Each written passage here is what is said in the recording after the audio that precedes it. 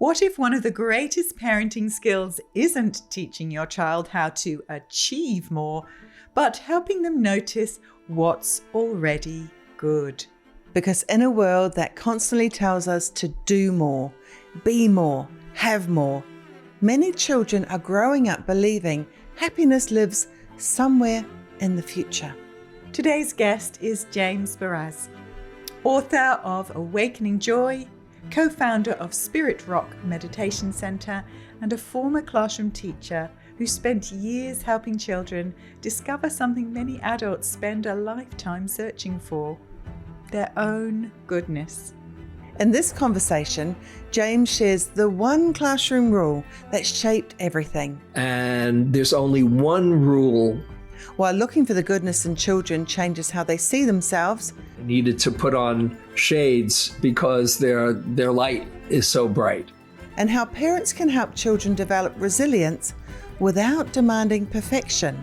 When a parent is willing to learn and make mistakes, what a great model that is for a child. And here's a question to consider as you listen.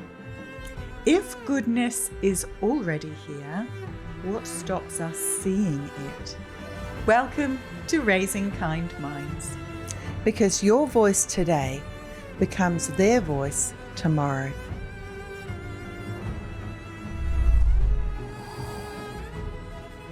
So James, you were a New York primary school teacher for 10 years before coming out to California, before you ever taught meditation. And you described your greatest reward in the classroom was helping children see their own goodness. So how did you do this? How did you awaken the joy in these children? I didn't have to try very hard. In fact, it was more, I needed to put on shades because their light is so bright. We all know kids like that who just naturally sparkle and are alive and are not inhibited and just let their light shine. Others, takes a little bit more practice in looking, whether they learned to get attention by being a loud presence, or there's pain or trauma in their home or whatever. But that was what I set out each class when the year started. And pretty much, not always, but pretty much, sometimes in moments of just one-on-one conversation, and more intimate, and depending upon the setting, we tried to have a really happy classroom. I did have the benefit. I had a benefit, I must say. This is in the late 60s. Actually, my first year was not an easy year. I never trained to be a teacher, but at that time, teachers were needed, and the war in Vietnam was happening, and I knew that I didn't believe in that. And so I think I had a teaching gene. I had a degree. I was going for a degree in psychology, a graduate degree in psychology. And I took a test, and there I was teaching in the New York City school system a couple of weeks after that test. The first year I was thrown into a very challenging situation, way in over my head.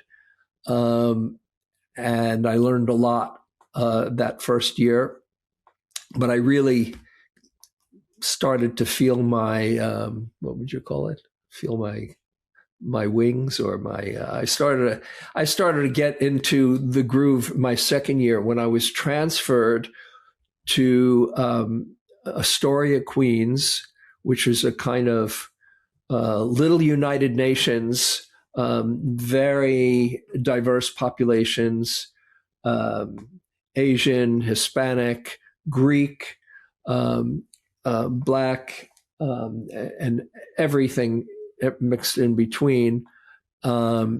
and I was there for the next 9 years in New York, and it's a very conservative neighborhood, super conservative. Immigrants aspiring to be assimilated into the American dream, supposedly. And so it was super conservative, but I, at the time, had a beard, long hair, and I played the guitar, and I liked to have fun. So it was like, whoa, who is this guy? Took me a little while to win over the teaching population, a few weeks. That's a story in itself. But the kids said, we got a very cool guy. So that was a big plus in my favor. And they said, we got Mr. Baraz for a teacher. And so I'd start off way ahead. And the beginning of the year, I knew that I was like, a rock star in their mind. I played guitar and played in the assembly and all, and got kids singing together. And I said, I know we're all very happy to be here. And there's only one rule that I want you to get. The most important rule: if you get this, we're going to have a really good year together. If you don't, it won't be as rosy as you might think. And that is, make sure that your happiness is not at the expense of somebody else's suffering. That is, just respect each other and treat each other well, with respect, and let's have a really good time together. And that started off on a particularly good note, and it worked. And so then I'd look for the good in each kid. I love that, James. And because you're looking for the good, that's also what you're going to be seeing. It's like you've got your radar out for that. And we can really think about how parents might be able to look for the good. So, if we could change something as being parents, and we're spending our energy looking for the good in our children rather than correcting their behavior or picking up on things, how do you think this one rule that you gave your students could translate for parents and bring that to their families? Yeah. And that, as I said, that was a practice of mine even before. I grew up in the 60s where, peace and all you need is love. And all of that was very much a part of my worldview. And then getting into some other teachings, spiritual teachings, really developed that even more. But modern neuroscience proves that as well, that you will find what you look for. And if you are looking for how somebody is going to mess up, how your kid is going to do something that's against the rules, or that you're filled with worry, which of course every parent has, worries about their kid being safe and being happy. But if you are looking through the lens of worry, you'll be on the lookout for the danger. And if you are looking through the lens of love and goodness, you will not only see that more likely, because your brain has this confirmation bias, it's called, and if you look for the negative, that's what your brain will actually pick up. If you look for the good or the positive, you will see it more. And not only that, but you'll actually bring it out of the other person. Just like if you sense that somebody is looking at you through the lens of judgment, we can feel that. And how do we feel? Maybe defensive or insecure, whatever. It's very different than if you sense that somebody is looking through the lens of just seeing your beauty and your goodness. You relax, you become yourself, and your natural goodness shines through. So it's a great practice, whether it's as a parent or a teacher or a friend or a citizen or a human being. The more you look for the good, the more you will find it and the more you will bring it out. So not to be naive and think, oh, everything is good in there. We all have everything inside. But when you are, have your radar out, that's what you'll more likely bring out. And then also being able to deal with stuff that's not so good, or that needs some boundaries or some structure. But I'd say go with the good, and it's been shown to be the most effective way to bring out the best in others. It's not rocket science, is it? And yet I know that not necessarily so easy to follow through on when parents are stressed, when parents are perhaps feeling pressure about how their child should behave and should show up at a family gathering, at school, at this. There's a lot of unspoken and spoken pressures for, I think, parents these days. And what would you say, James, when it comes to this need to hold and control behavior? I know that you talk about understanding the causes and conditions behind the behavior. How do we do this? What does this look like? And how can we make the shift from, it's about the behavior to understanding in a deeper way? Well, first, it's like you said, stress can be a factor in you not bringing out your own best. So there's it takes some honesty to see when the cause of the frustration is in you or is out there. So this is parenting is a very sobering and profound mirror for what's going on in you. It reminds me when I was a teacher, teaching kids. I teach adults now. It's much easier when you don't have to feel them, squirming in their desks. And of course, I think it's kind of almost inhuman to expect a kid to be sitting still from 9 to 3 in stationary desks. But be that as it may, when I was having a frustrating day, when I'd be honest, I'd need to take a look and see what was going on in me that I was bringing to that situation, because it just seemed kind of magical that when I was in a good mood, everybody seemed to be in a good mood. It took me a little while to figure out, maybe there's a lesson here. And it calls the same thing if you're a parent, that when you're not feeling at your best, you need to be really honest and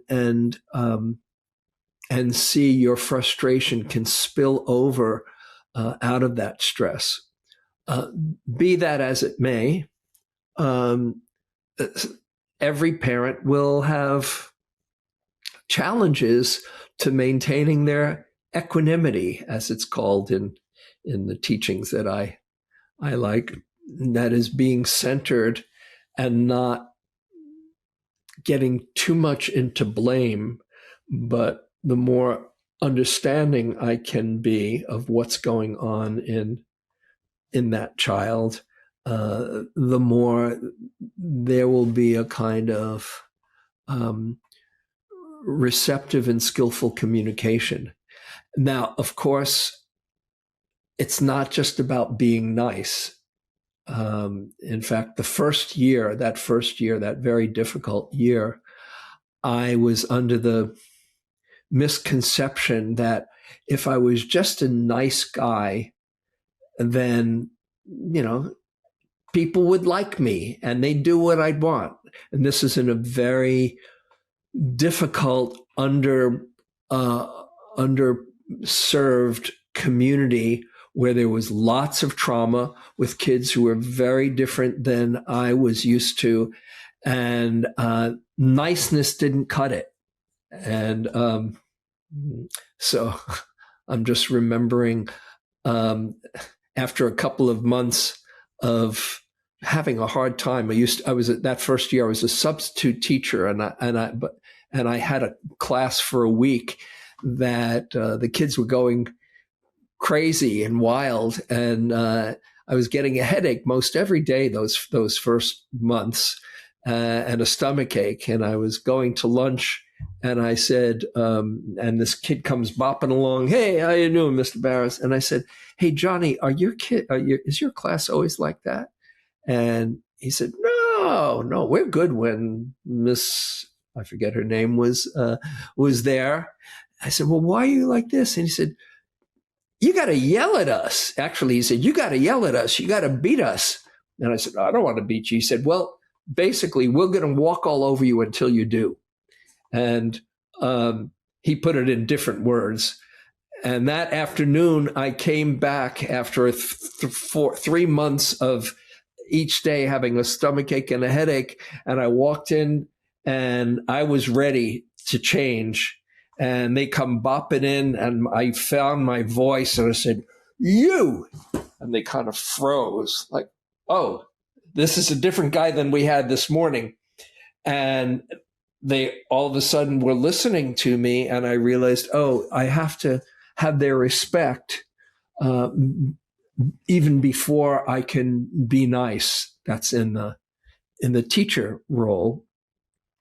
And the same kind of, when you're a parent, you're the one that needs to set the structure, that needs to set the safety rules, that needs to have the agreements.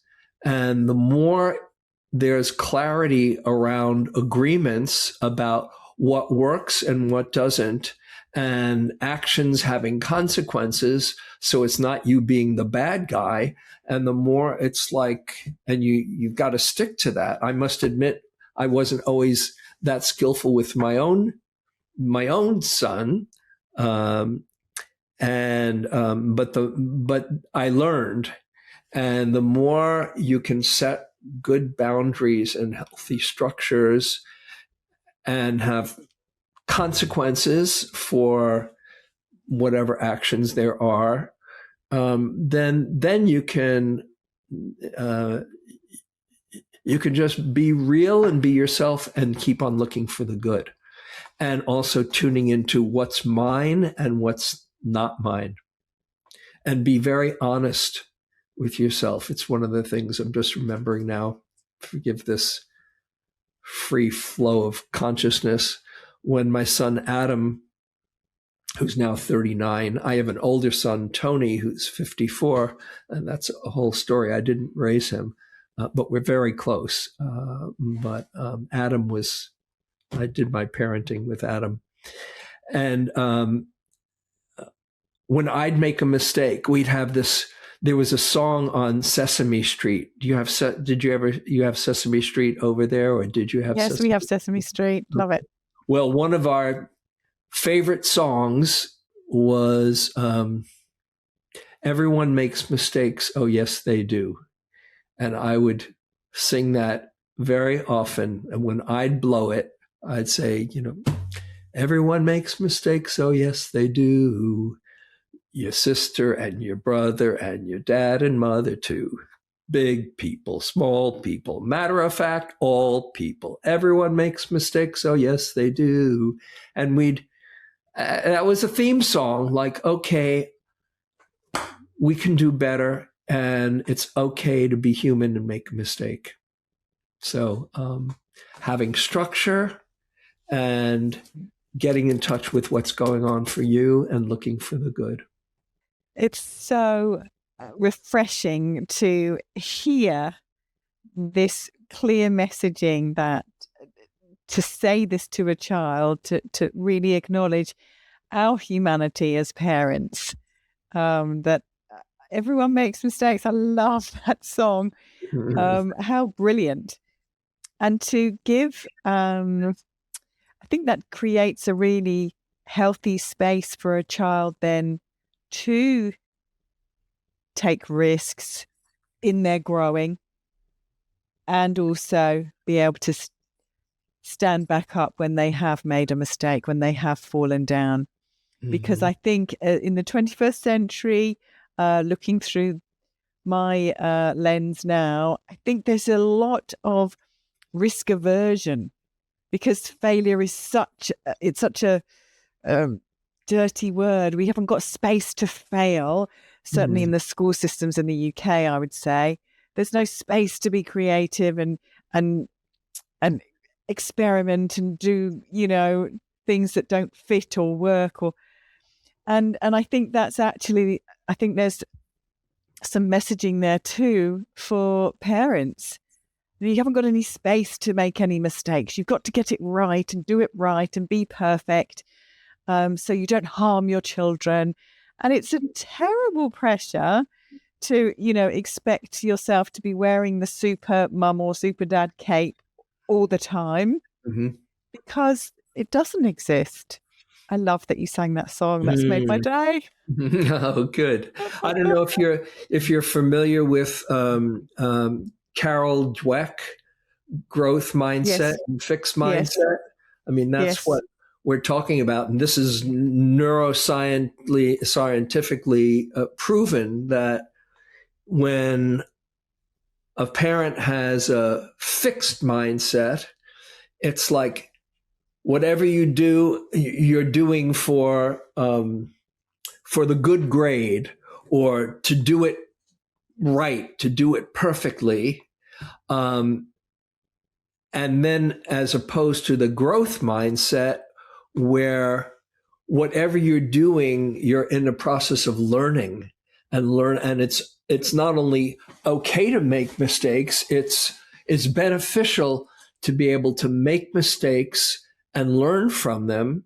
And what has been shown is if a child knows it's okay to make a mistake, they are more willing to stretch themselves. Whereas if it's a fixed mindset, they're afraid to stretch themselves because then they won't do it perfectly. And growth mindset enables a child to just love growing, love learning, love taking risks, love becoming a fuller human being, rather than somebody who's going to fit into the A+ template and, okay, did it right. So when a parent is willing to learn and make mistakes, what a great model that is for a child. Thank you, James. It's so true. If we have a parent that can model all of this, the mistakes, their humanity, their willingness to explore and grow, and it's so refreshing. What a difference from a parent who's trying to be super mom or super dad and afraid or judging themselves for making a mistake. That is what you're modeling. So you're going to be modeling a child who's afraid to grow and afraid to do it wrong. That's so sad. Yeah. So when it comes to, obviously, we're very, we've created the Booster Way. It's focusing on that inner voice, that self-talk. For a parent that's listening right now, and they may be thinking, I want my child to feel really good inside, to have that kind inner voice. and to have a kinder inner voice than they did, because so few parents, really, it's still quite a radical thing to talk about this. Where can they actually start to build this kind inner voice to help their children? What's the first thing that they can do today? By practicing kindness to yourself. That's that's the secret. That's no secret. The whole idea is, what you do and how you approach life, you're going to be modeling for how your child approaches life. And so to forgive yourself when you make mistakes, to keep on learning, to be both humble as well as clear. But humble, I mean, have humility around your humanness, not humiliation, but humility, where you see, oh, I'm doing the best I can.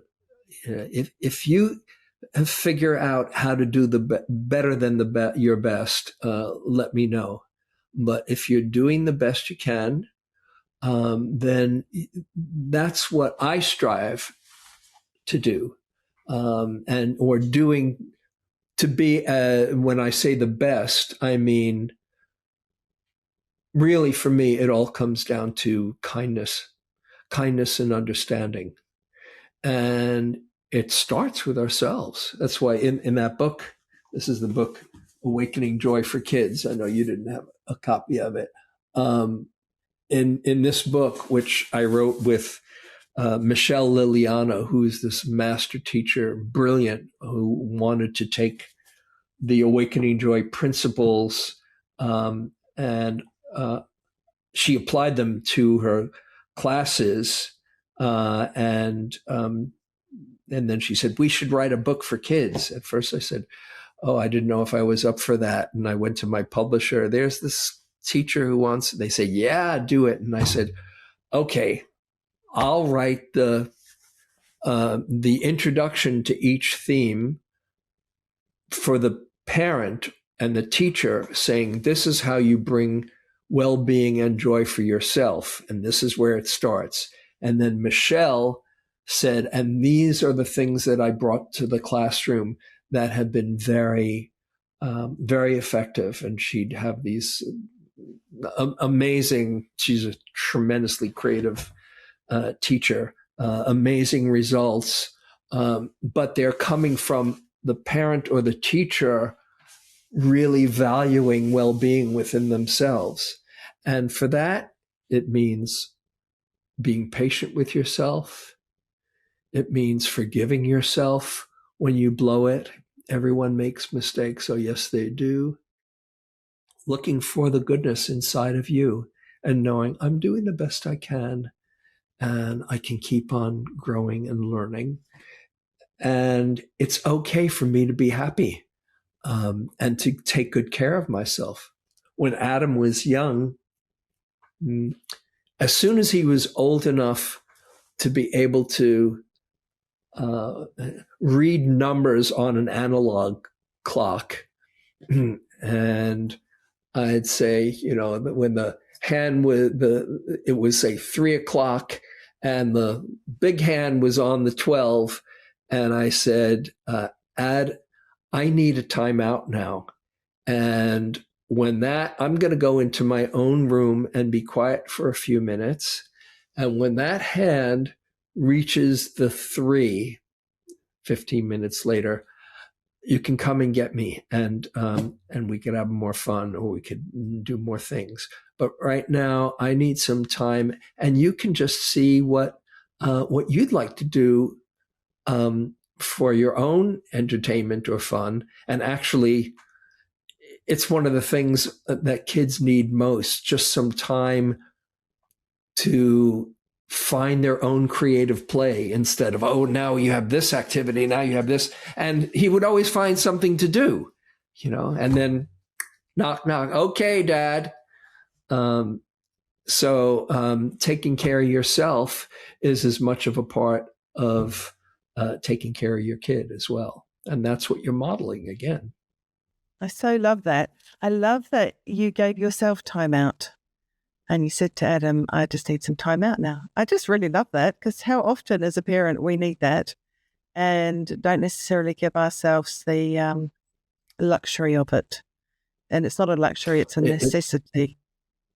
It's the old, parents, put on your oxygen mask before you take care of your child on the airplane. Yes. It's the basic principle. Yeah. No, I love that you brought in the Awakening Joy for Kids book.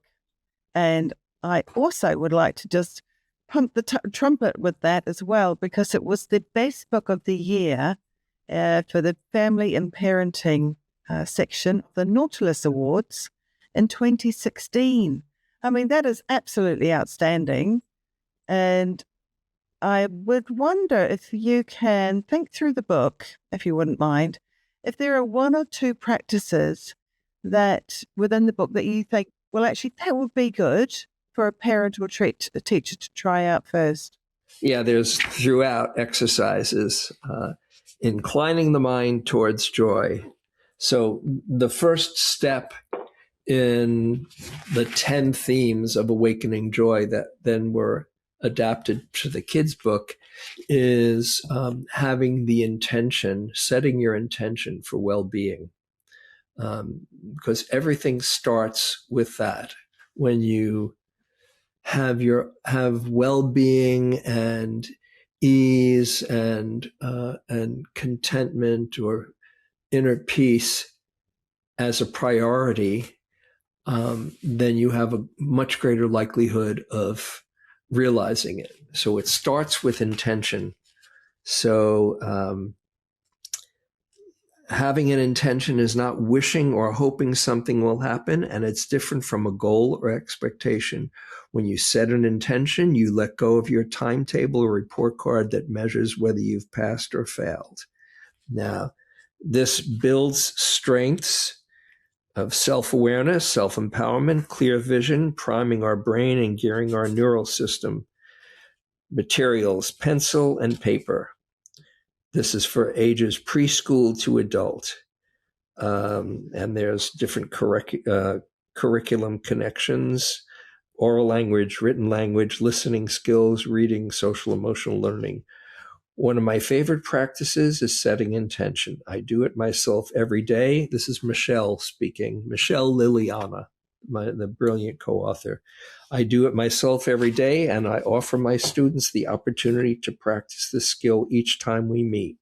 There's abundant research to support that just imagining an activity has an impact on neural structures.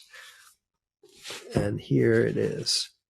How can you set intention in a sweet, effective way at home? With your child, go pour a cup of tea, put your feet up, and relax together. No time for that? Set intentions on the way to school or daycare. Sit with your child and put your hand on your own heart. Encourage your child to do the same with their own heart. Can you feel the beat of your heart? Ask each other, what are you feeling? Ask, what is your heart's deepest desire in this moment? Ask, if you could bring some activity, if you could bring some activities to fill this desire, what would they be? And then there's all of these different cards and different ideas that you create with your child. And here's one card. I'm Tessa. I'm full of creativity. I need to express myself. Paint, draw, art. This is in her writing. And here's a picture of her. I don't know if you can see that, but all kinds of simple things like that just incline the mind to get in touch with what really brings you happiness and well-being. So that's just one. There's loads, and I think I gave you a couple of links to some activities that you can share with your listeners. Yes, you did. Thank you so much. We will, the links from the Awakening Joy, and Michelle has created some resources, so we'll absolutely link to those in our description as well. So this leads us quite nicely onto, well, I'm a bit biased because, of course, I have the adult version of Awakening Joy, and Liz and I absolutely love this book, and we use it with our students, and we say this, for us, this is, how did you describe it, Liz? We call it the Handbook for Life. That's it. Handbook for Life. And there's so many brilliant, we will always we'll do a book club, we'll bring our community together and we'll explore it every year because, wherever we're going in our life, we see and hear and experience the teachings freshly again. So this is one that I am continually exploring, the joy of letting go. Now, thinking through the lens of a parent, this can be really challenging because, there's so many layers to this chapter. You should see it. It's completely covered in highlighter pen and notes.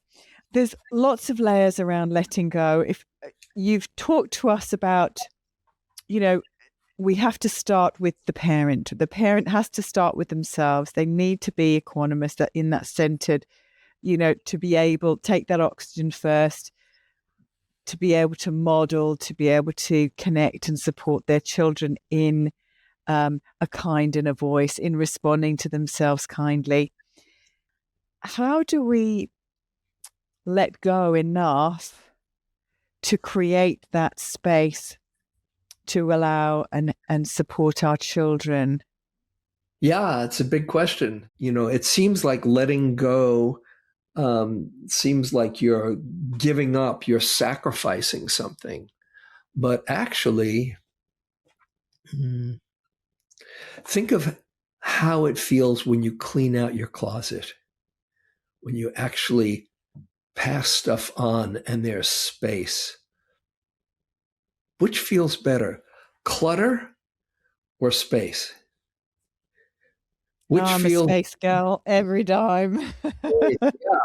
But it's not easy, we just had somebody, a decluttering professional who's become a good friend. And you need somebody often to hold your hand and say, well, when was the last time you used that? Oh, 3 years ago, 5 years ago. Pass it on. And it's great to pass it on to somebody who might be able to use it. But how does the word simplicity sound? It's a very appealing word to many people. Simplicity. Wow. That's very different than sacrifice. There's a magazine in America. I don't know if it's still around. Probably is, Real Simple. And it's a very popular magazine. It's 250 pages of ads saying this will make your life simple. This will make it simple. This will make it simple. But the title is so compelling. Oh, Real Simple. I'd like some of that.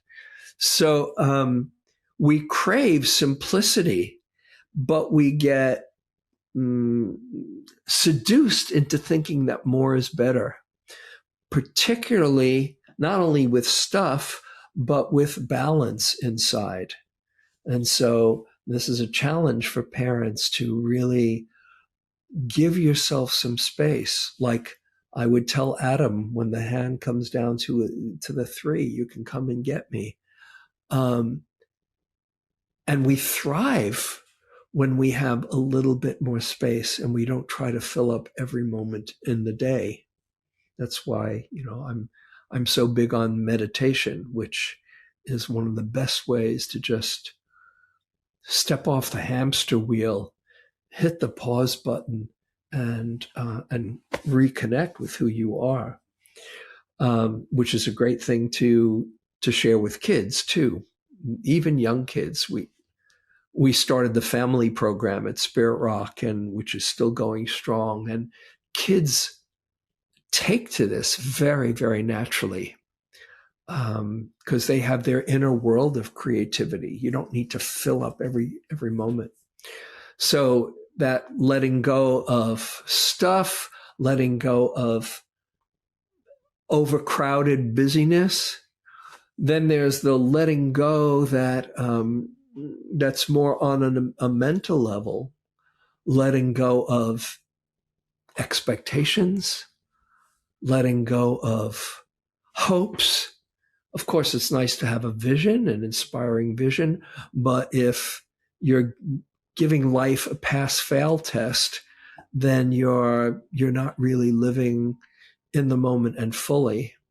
But then there's the probably the most challenging letting go on that mental and emotional level is what I call letting go of our stories.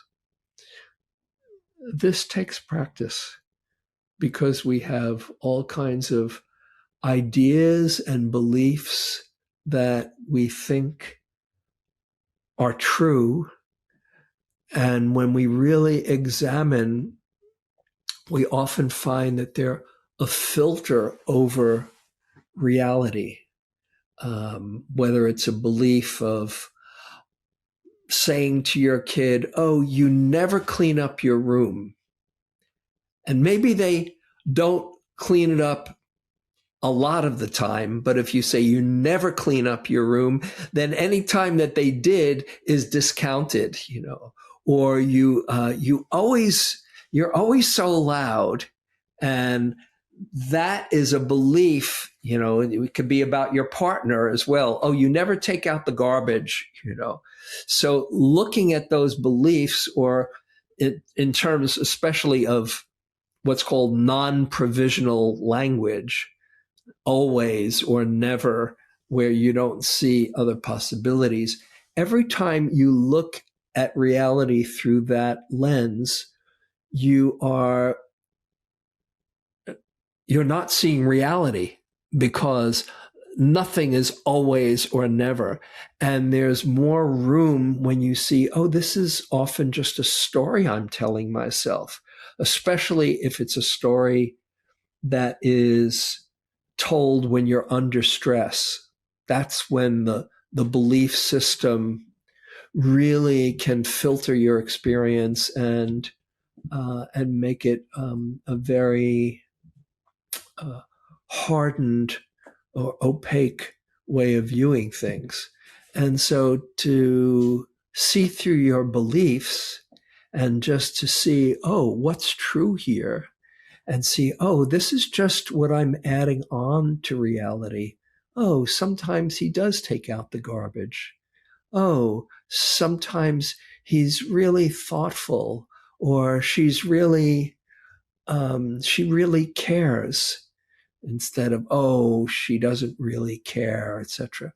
So letting go of stories is a huge one to practice, which is, again, a central element of meditation, where you're looking at all these stories that you tell yourself and seeing, oh, that might not be so true, not all the time. And then the most beautiful expression of letting go, which is generosity.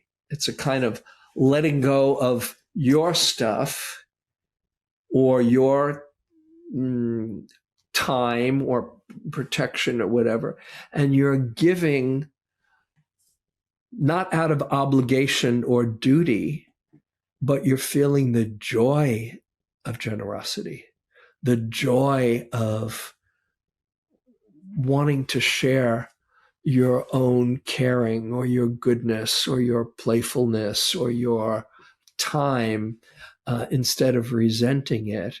And that's a most profound letting go.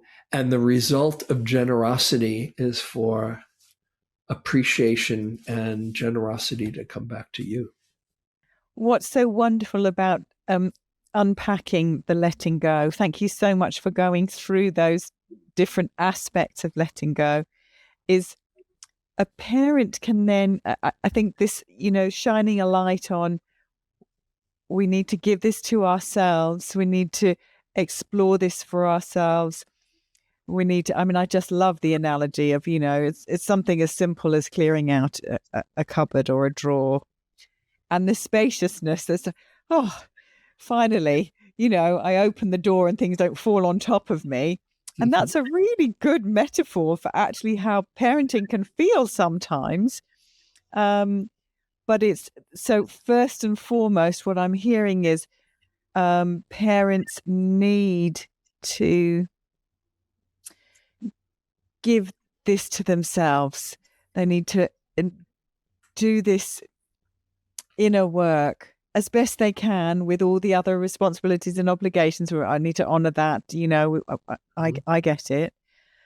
But in so doing, this empowers the parent to be present with their child or children, to be more spacious, to be more responsive, less reactive, to be more understanding, more forgiving, more all of those qualities that I know us parents really want to be, and sometimes they feel out of reach. So that's just so valuable. Thank you so much. One of the other aspects in the Awakening Joy adult version, and I'd be interested to find out if it's in the young persons, but we've certainly enjoyed it with young people, and that is, looking for the good. And we go out in our community, and then we share this in our different forums, and that is joy spotting. So we go out intentionally just to see what brings us joy. So one of the things for joy for me is being able to walk beside the beach, especially in the evening or first thing in the morning. And I have the tide app on my phone so that I can see when the tide's out, so I can go paddling. Even in the cold weather, it's still fun. This joy spotting is fun because when you're a little person, you are spotting things at a different height to what I am, and we see different things. And I really love delighting in young people spotting, like just stomping in puddles. Or yesterday, I will tell you, I was getting into the car and I looked down at the floor on the ground, and I was in a shopping centre complex, so not out in the wilderness. And there was a leaf in the perfect shape of a heart, like it was just left there to say, "Hello, Lizzie. It's nice to see you," And and one thing I found with our Awakening Joy practices is that it's intentional, like what you were saying earlier. I'm looking and I notice things. I don't miss it. I'm able to capture it as it comes past. And I'm so grateful for this. It makes my life feel richer and more multicolored. A couple of things that do come to my mind. It's one of the real gifts about being around children, that they are seeing things in a fresh way that we don't usually look in that way. The younger, of course, the fresher. To a little child, to an infant, everything is fascinating. I have this, hope this is okay. I have this birthday card that I've never given away because I love it so much. And it's this baby, this infant, who a picture of this infant who has obviously just pulled we call it a booger out of his nose, and he's looking cross-eyed, mesmerized. He's fascinated. And you open it up and it says, "You always were easy to entertain. Happy birthday." And that's what I aspire to, just seeing everything new and being around kids. If you practice instead of, "Oh, I've got things to do. I've got important things to do," to see through their eyes and see fresh, so that the kid in you comes out. They're right inside of you. He or she, or that child, is right inside of you, and reminding you to see things in that new, fresh way, and then really delighted in them. In spiritual practice, in Tibetan practice, it's called the art of sacred perception, where you're seeing everything in that sacred way, because it really is all sacred. I'm just thinking of Albert Einstein has a quote that I love. He says, "There's two ways to go through life. One is seeing nothing as a miracle, and the other is seeing everything as a miracle." And I suggest going for the latter will make your life a whole lot richer. So there's that, what'd you call it? Joy spotting. There's joy spotting. And there's one other element to this art of sacred perception. And that is, when you are there, really let it sink in. Like awakening joy, a lot of times people have condensed the whole of the practices, all 10 practices, into 3 words: don't miss it.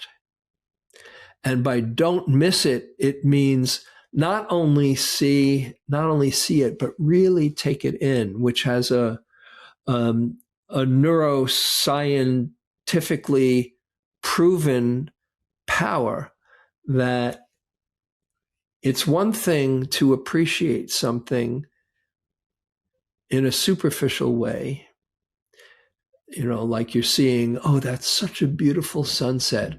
And what's for dinner tonight? It's a whole other to see, wow, that's beautiful, and really let it register. And it's been shown that when you pay attention to something, where you're not just saying, oh, feeling good right now, but rather, oh, this is what it feels like to feel good. When you feel it in your body, when you feel it somatically, when you take a few moments to really let that joy or that well-being or that appreciation register, you are deepening the neural pathways to well-being. It is like my friend Rick Hansen, who's a neuroscience expert. He says that our brains are like Teflon for positive experiences and Velcro for negative experiences, because we're always or often looking at the next thing to be aware of or to be wary of. And he says you can change that around, where it's Velcro for positive experiences and Teflon for negative.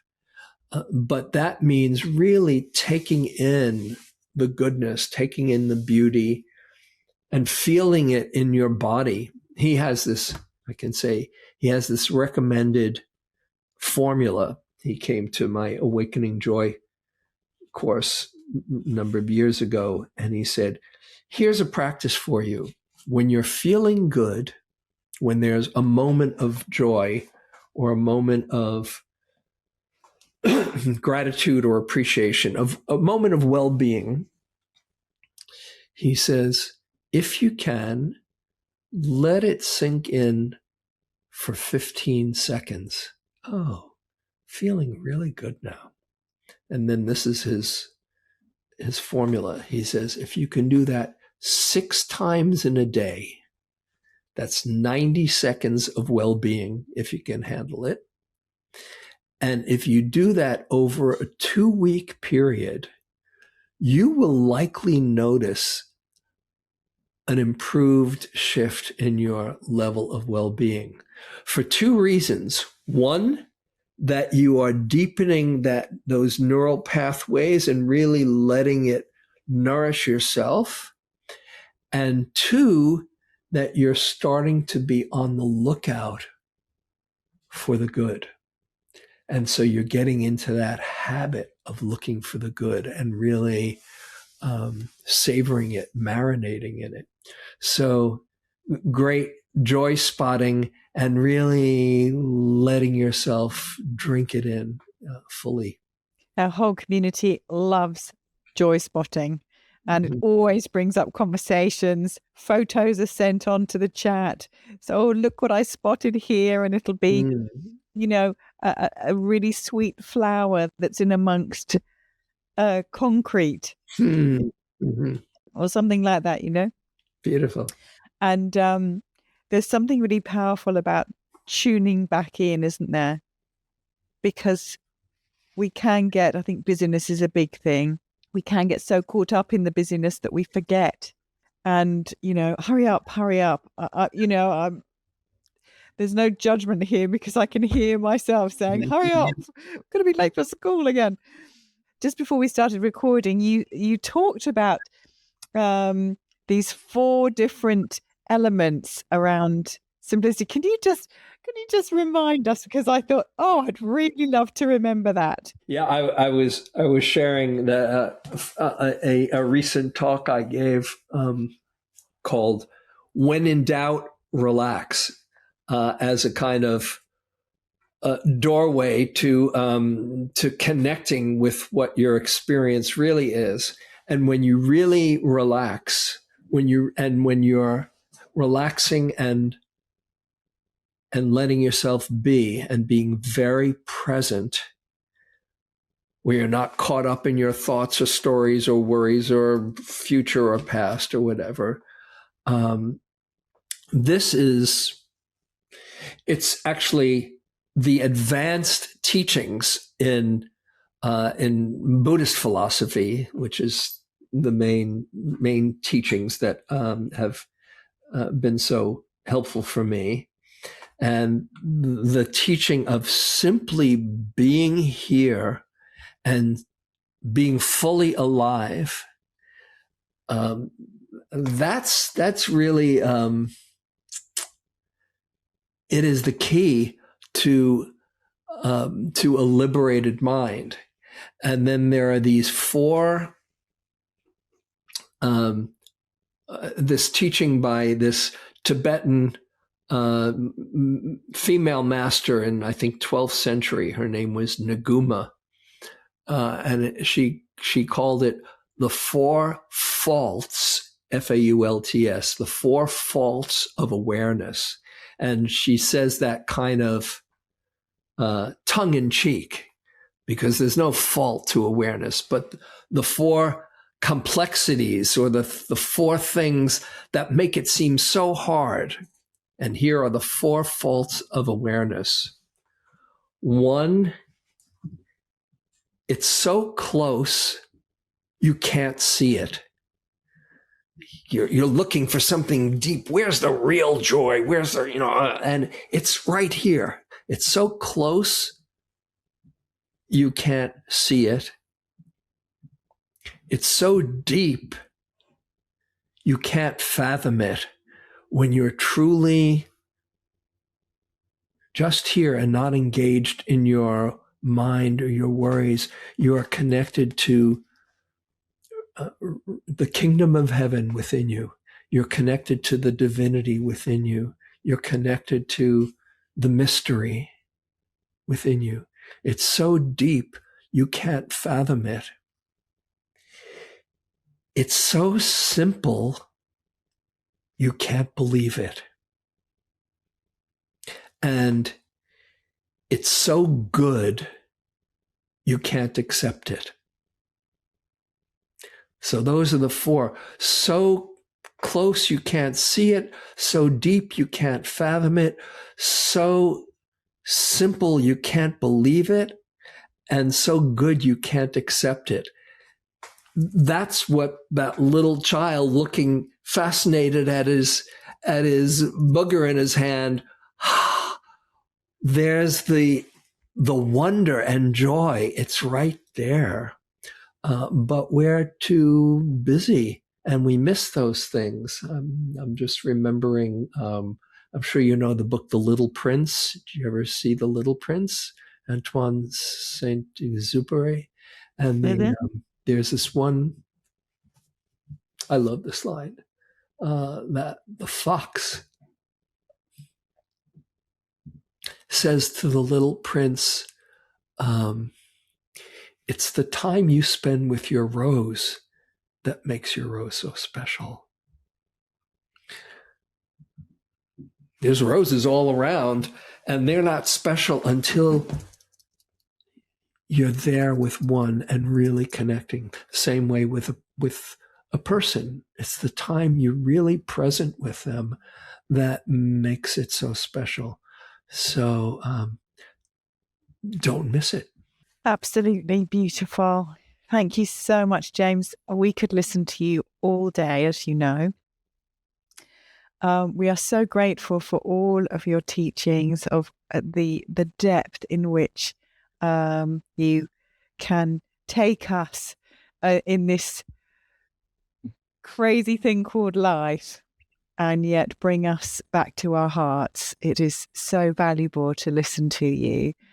As we draw this to a close, if someone that doesn't know your work, someone that's, this is the first time they're hearing from you, but they've been touched by what you've said, and this amazing conversation, what's the one idea, the one thing that they could take, that you would encourage them to take into their hearts, to take with them? What would you want it to be so that they can support their children, themselves and their children? I would say that within you is the kingdom of God, or the kingdom of heaven, that there is, this is a roundabout way of coming to just a pithy statement. Right within you is the divine, is goodness, is beauty, is life expressing itself in this form called you.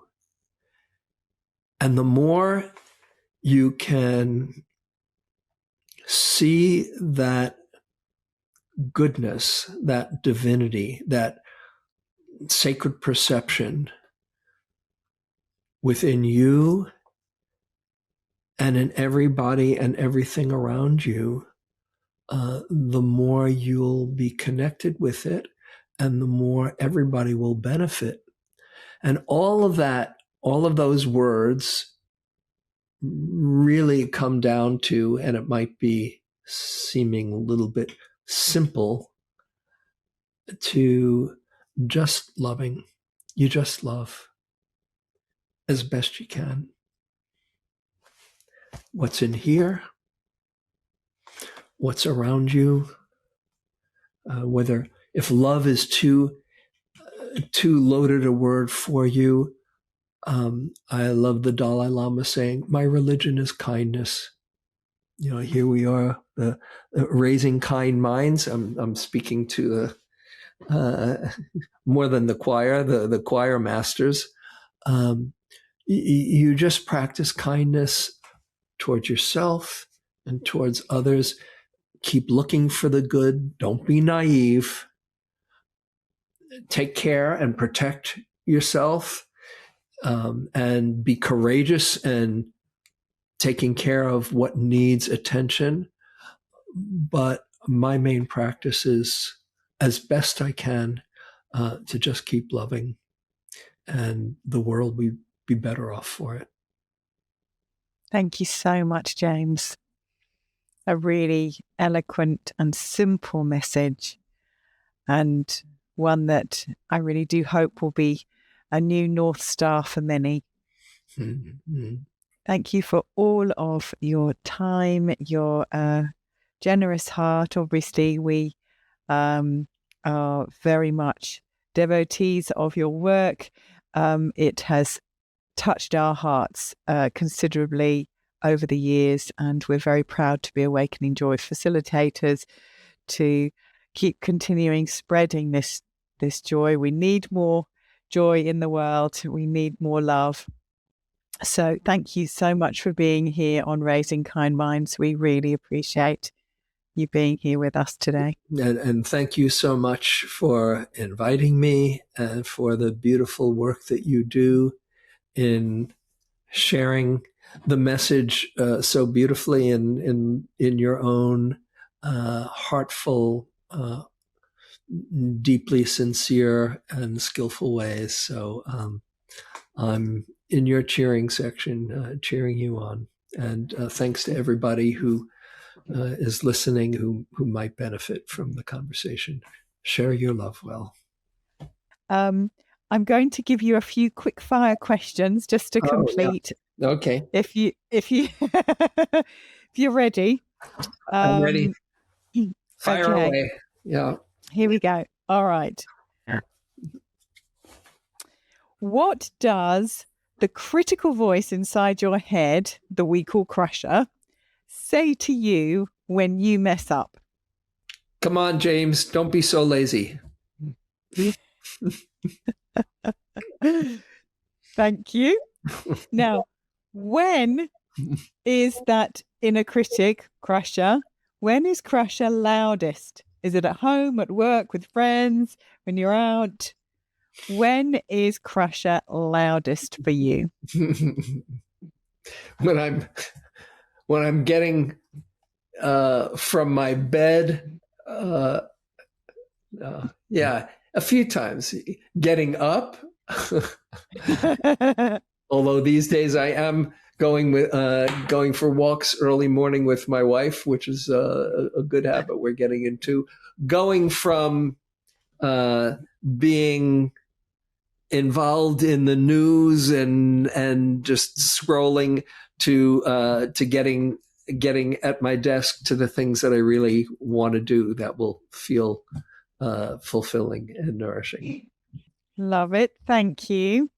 And what is crusher saying to you in those difficult moments, in that yucky bit? Come on, James, don't be so lazy. Get on with it. Yeah. Get off your scrolling. Yeah.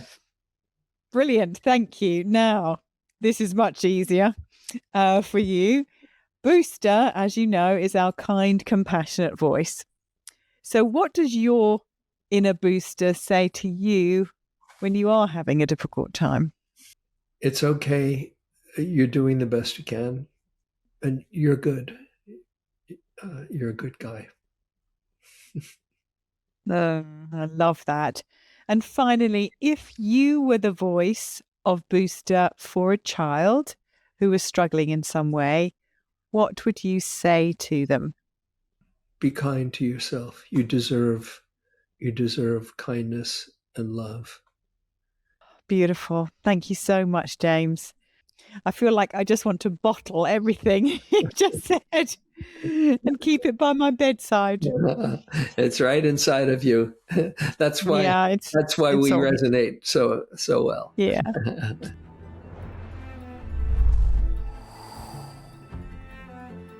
Thank you so much for joining us for this important discussion with James.